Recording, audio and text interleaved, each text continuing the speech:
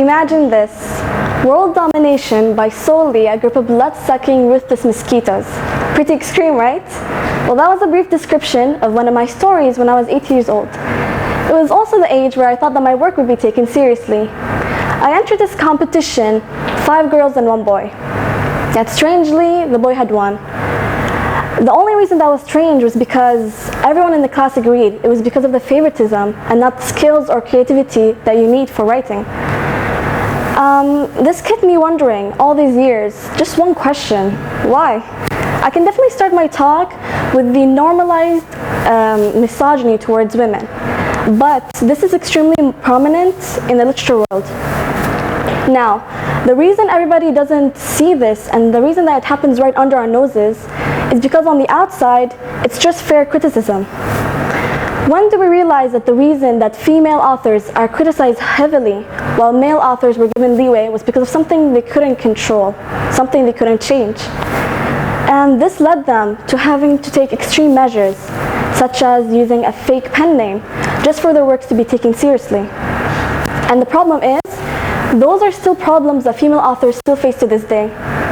Now, we've all heard of Shakespeare before, Romeo and Juliet, Macbeth, and their horrible tragedies. But we've also heard about James Dashner, the author of The Maze Runner, Charles Dickens' Great Expectations, and William Golding, The Lord of the Fireflies. Those dozens of male authors that we learn about shine in comparison to the few female authors we haven't learned about. But the ones that we did are Susan Collins and J.K. Rowling. But this leads me to my next point. The reason that we don't learn about many female authors is because some of them, or actually many of them, in the past, they hid behind male pen names. Or they were forced to give up their work to men who would claim them under their name. An example of this is The Great Gatsby. If you ask anyone, they would say that F. Scott Fitzgerald actually wrote the book. They had actually stolen ideas, themes, and even passages from the diary of his wife, Zelda Fitzgerald. But there are 2 sides to each story.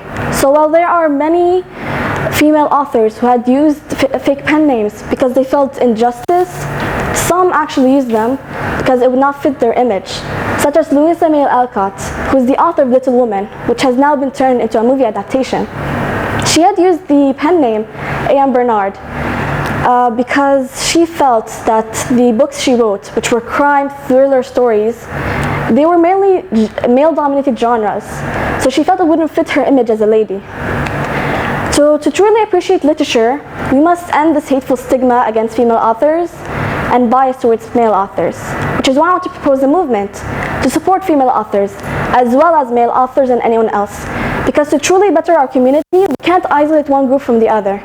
We have to achieve a balance.